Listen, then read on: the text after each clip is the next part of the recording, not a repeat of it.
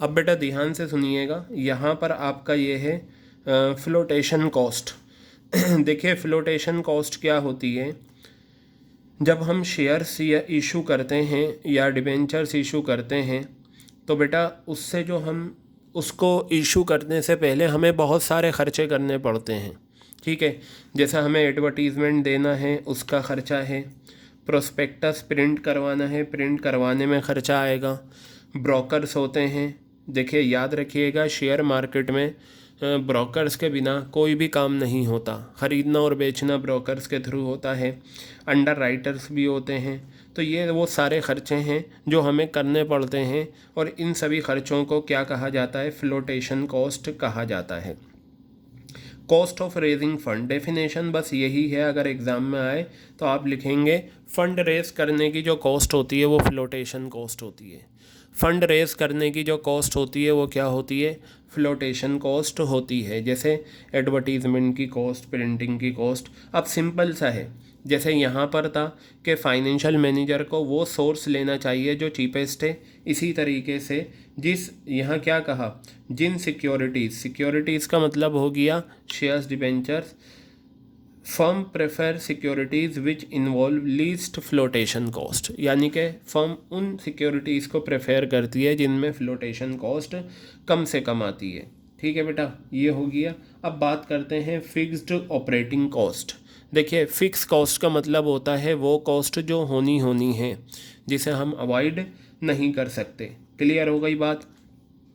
जैसे यहाँ पर बताया, if a company is having high fixed operating cost, high fixed operating cost, for example building का rent है, जाना ही जाना है, इंश्योरेंस प्रीमियम है, जाना ही जाना है, सैलरी एम्प्लॉइज़ की देनी है, then equity financing is preferred. Company equity share से पैसा रिसीव कर ले। क्यों? क्योंकि कंपनी जो कमाएगी वो बिल्डिंग के रेंट में चला जाएगा, इंश्योरेंस में चला जाएगा, सैलरीज में चला जाएगा, और भी खर्चे होते हैं उनमें चले जाता है।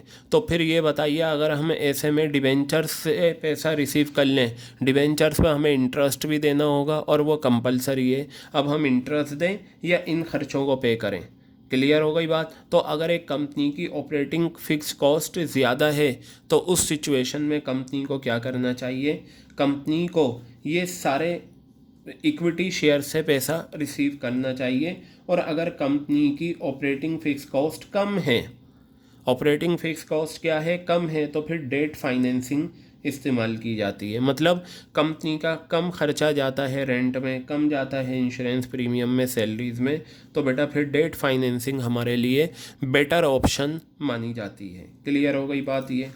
अब चलिए देखिए, लास्ट पॉइंट है हमारा स्टेट ऑफ कैपिटल मार्केट या मनी, ये कैपिटल मार्केट कंडीशन। जब हम देखेंगे स्टॉक मार्केट, अब हम पढ़ेंगे। देखिए, during the period when stock market is rising, stock का मतलब होता है बेसिकली शेयर्स। जब स्टॉक मार्केट में, स्टॉक मार्केट राइजिंग का मतलब होता है बुल मार्केट। एक होता है बुल मार्केट, एक होता है बेयरिश मार्केट। बुल में क्या होता है, ऊपर की तरफ जाता है। तो अगर स्टॉक मार्केट राइज कर रही है तो लोग ज़्यादा पैसा इक्विटी में लगाते हैं। ये कैसे होगा, फाइनेंशियल मार्केट में हम सीखेंगे। और डिप्रेशन कंडीशन जहाँ पर होती हैं तो लोग शेयर मार्केट में पैसा इन्वेस्ट नहीं करते, ख़ास तौर से इक्विटी में, क्योंकि इसमें रिस्क ज़्यादा होता है। तो वो क्या करते हैं, डिबेंचर्स में इन्वेस्ट करते हैं, क्योंकि उन्हें इंश्योर्ड रिटर्न मिलेगा अपने इन्वेस्टमेंट पर। ठीक है। जैसे फॉर एग्जांपल 10% डिबेंचर है, मिस्टर ए ने 5 लाख के डिबेंचर्स खरीदे, तो मिस्टर ए के लिए इन्वेस्टमेंट कितना हो गया, 5 लाख, और मिस्टर ए के लिए इंश्योर्ड रिटर्न मिलेगा ही मिलेगा, कितना, 10%। चाहे कुछ भी हो, फ़ायदा होगा कंपनी प्रॉफिट में से देगी, नुकसान होगा तो कहाँ से देगी, कंपनी नुकसान होने पर अपनी फिक्स्ड एसेट्स को बेचकर देगी। तो पता चला अगर स्टॉक मार्केट बढ़ रही है तो शेयर्स लेना ज़्यादा बेहतर है, क्योंकि उसमें फ़ायदा भी बहुत ज़्यादा है। और अगर स्टॉक मार्केट में डिप्रेशन कंडीशन है, डाउन है, तो फिर बेहतर ये रहता है कि कंपनी डिवेंचर से पैसा ले।